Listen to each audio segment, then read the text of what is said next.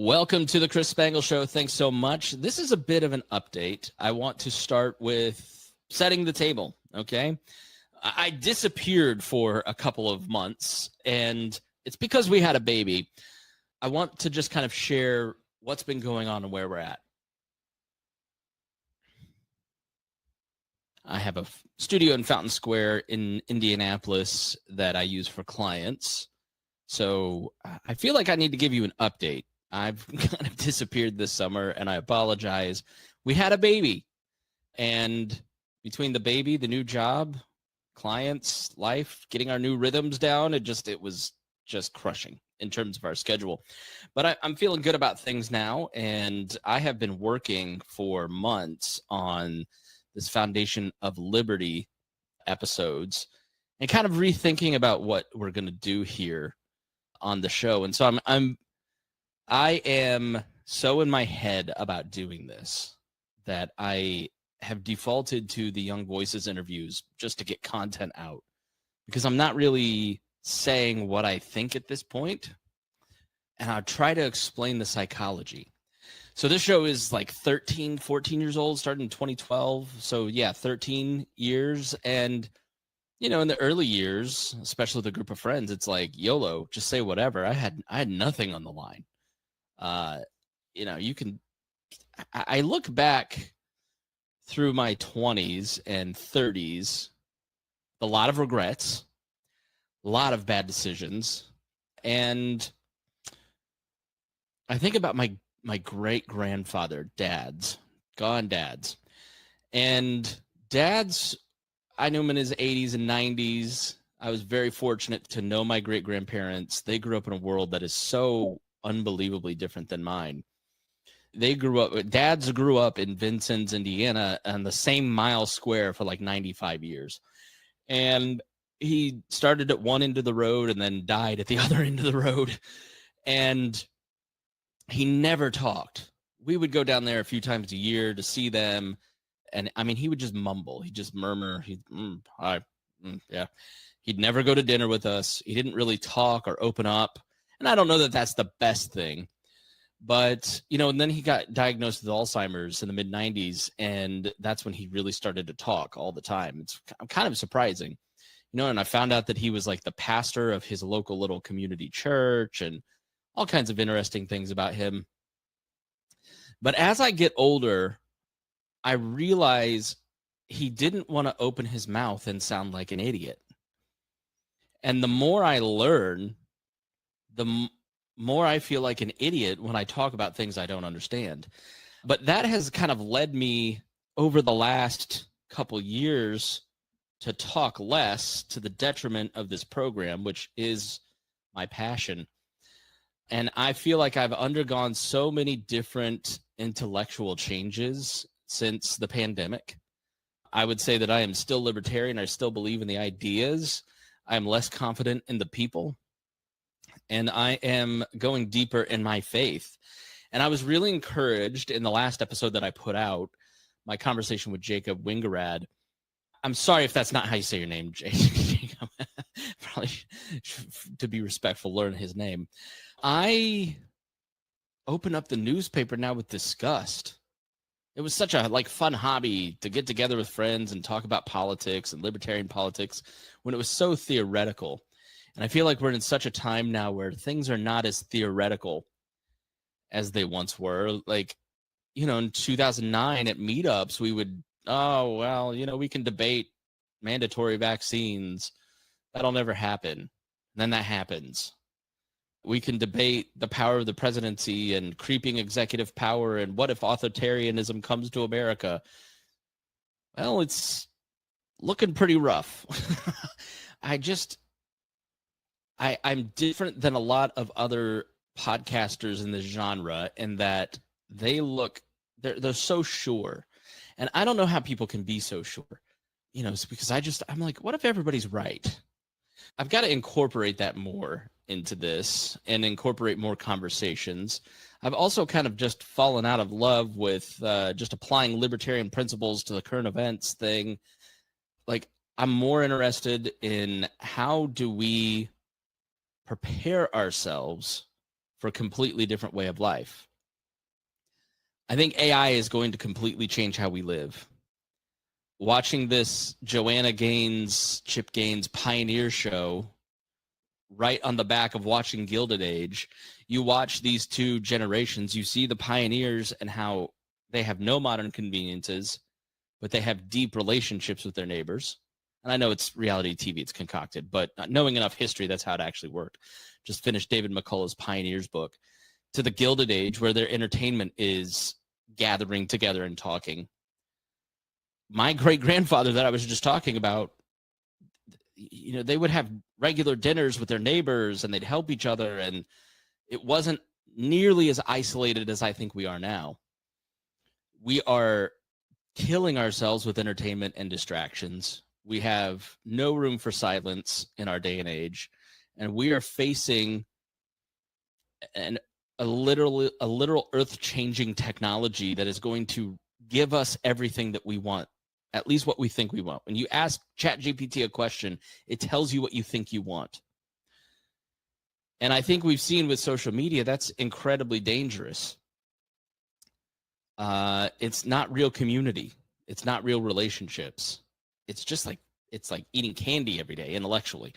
So while I use ChatGPT and I'm on social media, I don't have the same desire to like go and be an influencer and build a big podcast brand like I did back in the day.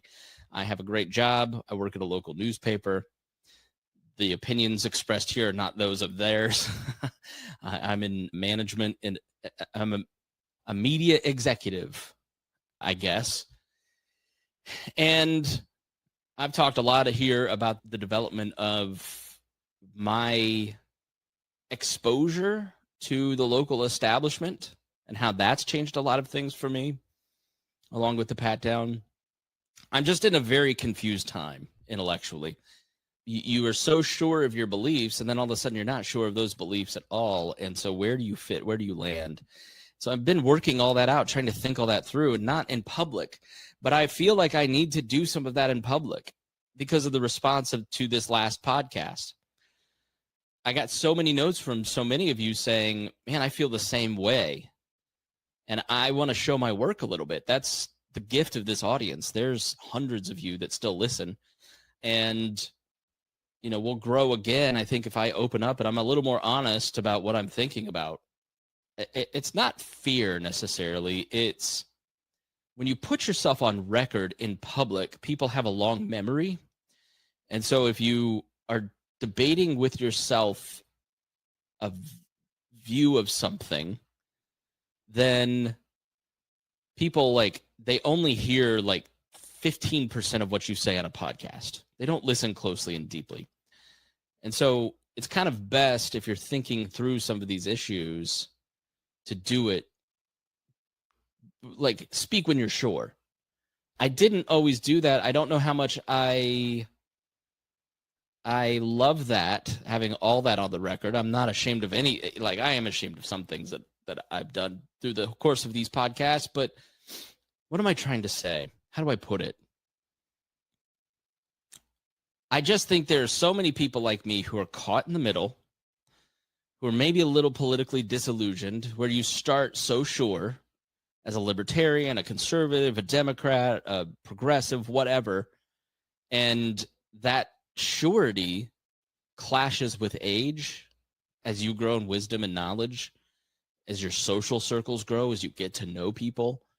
I think having doubts about political ideologies and how that all works is totally normal, but it's completely antithetical to how to grow a brand. I know how to grow a brand. I know how to do digital media. I have done it professionally for 20 years. I've done talk radio for 20 years.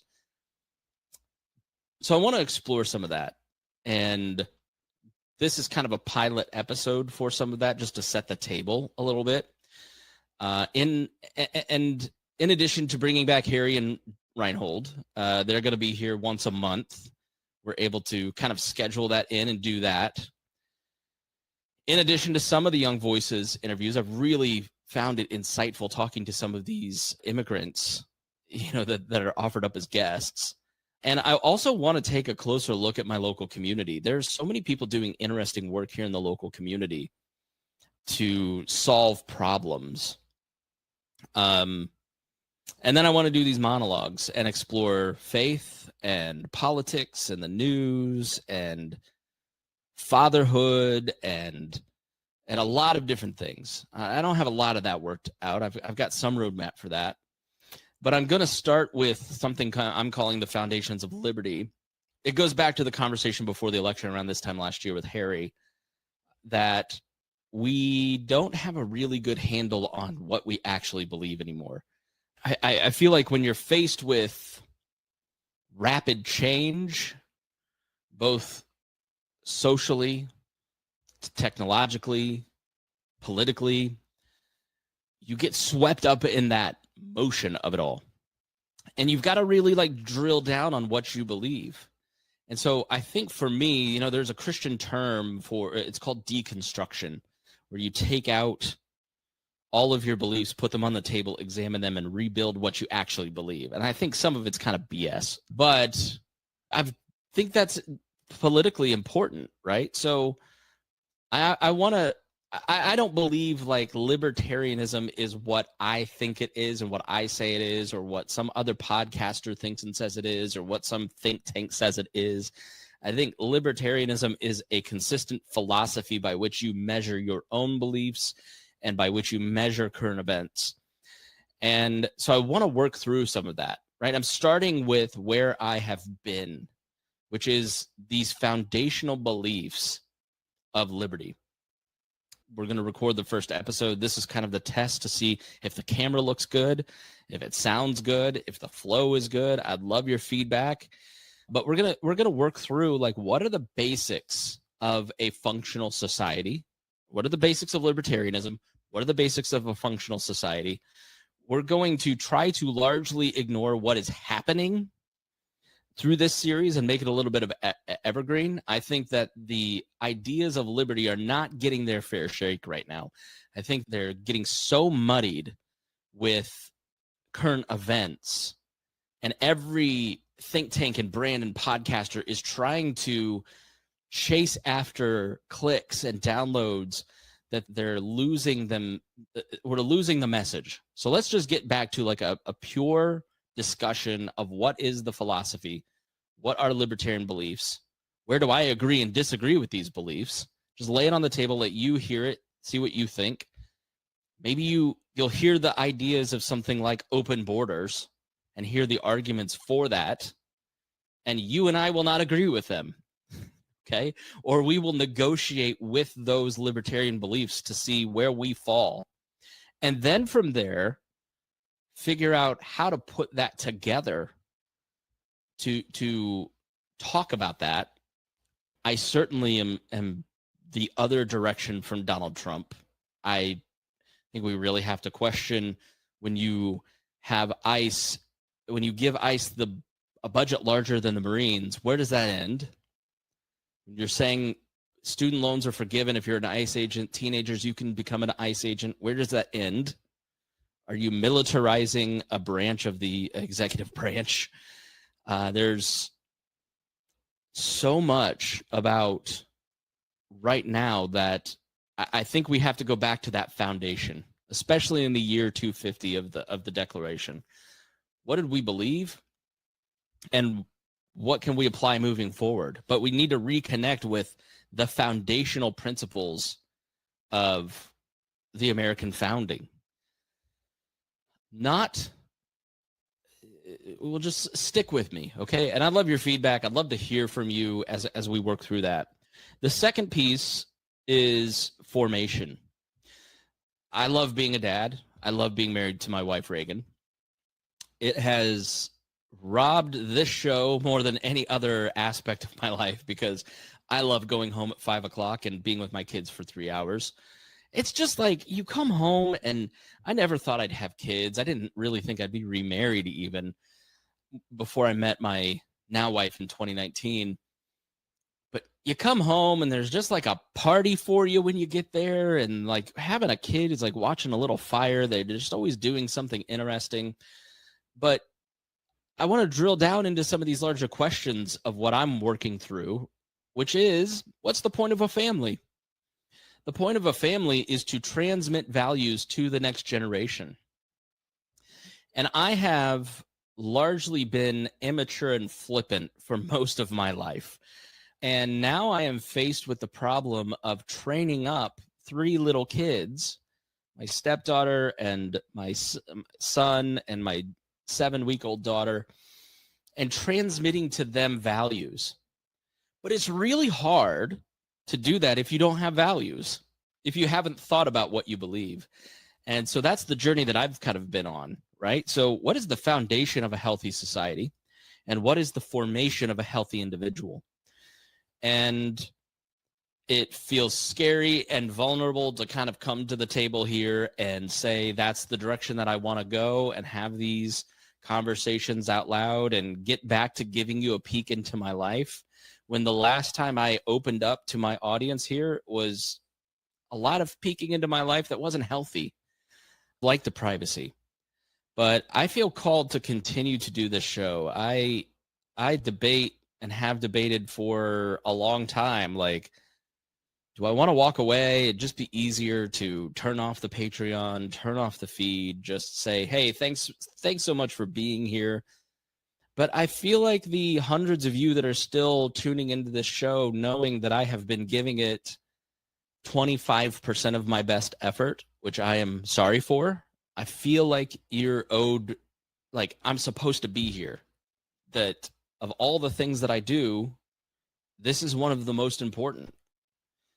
I have been given the skill set and this audience to share with you the knowledge that I'm being given, the wisdom that is being given to me by God. I mean, there's no reason on earth that Chris Spangle should have the family that he dreamed about. My parents got divorced when I was 15, and I have great parents.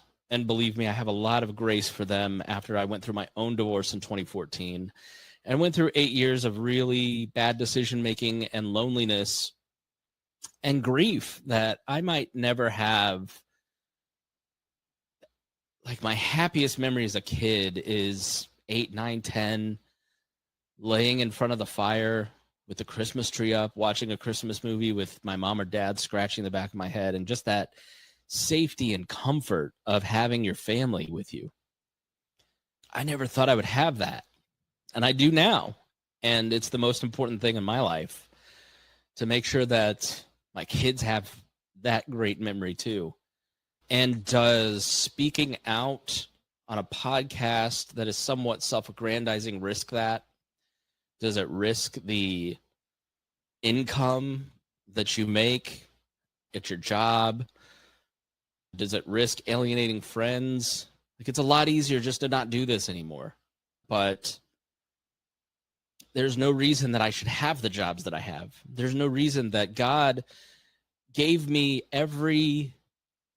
by 40, every opportunity I ever dreamed about as a kid. My own radio show, which is this. Work as a professional comedian with the Pat Down and BET. There's no reason I should be on BET. The ability to make a meaningful impact in my community with groups like Citizen 7 and my day jobs. I've been taken to the mountaintop of what I wanted to do as a kid, and I got to peek over and see, if you want that, you have to do things that take away from your family. Like, if I wanted to be a stand-up comedian, I probably could have had the opportunity, but that would have meant weekends and weeknights away from my family. And I didn't want to do that.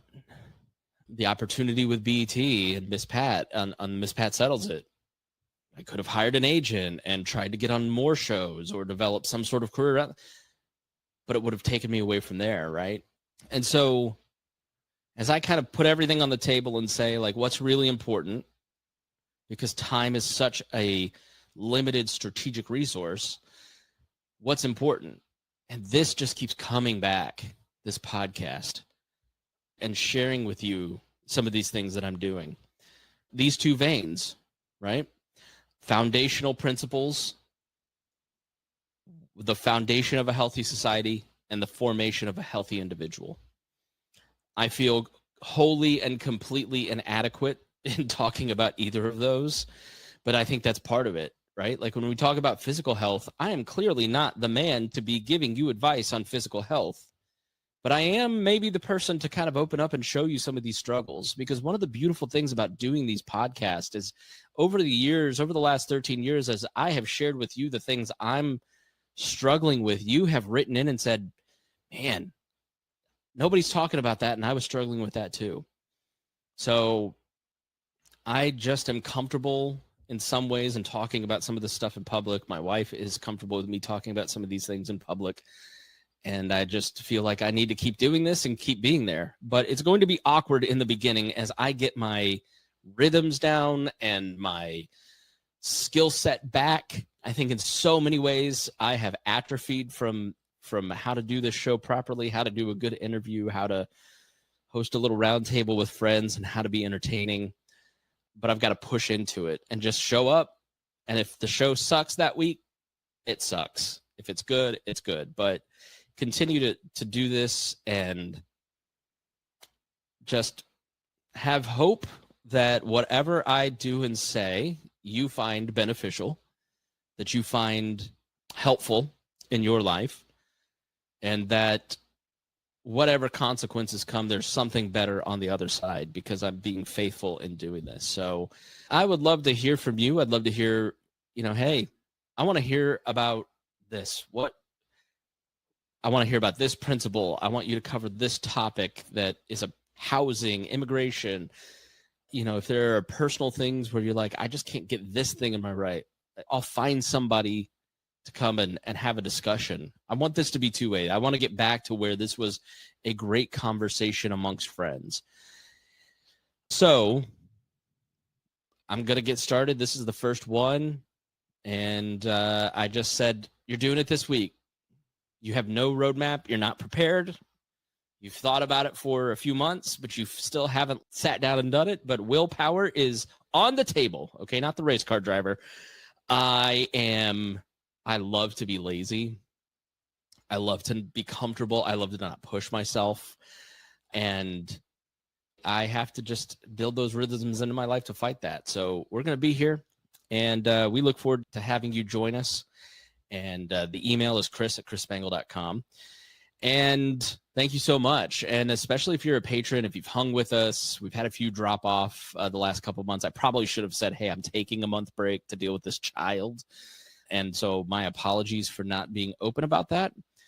But yeah, here we are. And so let's get started. We're going to start with, like I said, the plan is Harry and Reinhold in the round table. We are libertarian style. Some of the interviews with some of those young voices folks about topical things, more personal episodes like this, thinking through issues, and then the Foundations of Liberty episodes. So stay tuned. Thanks for being with us, and we really look forward to talking with you more.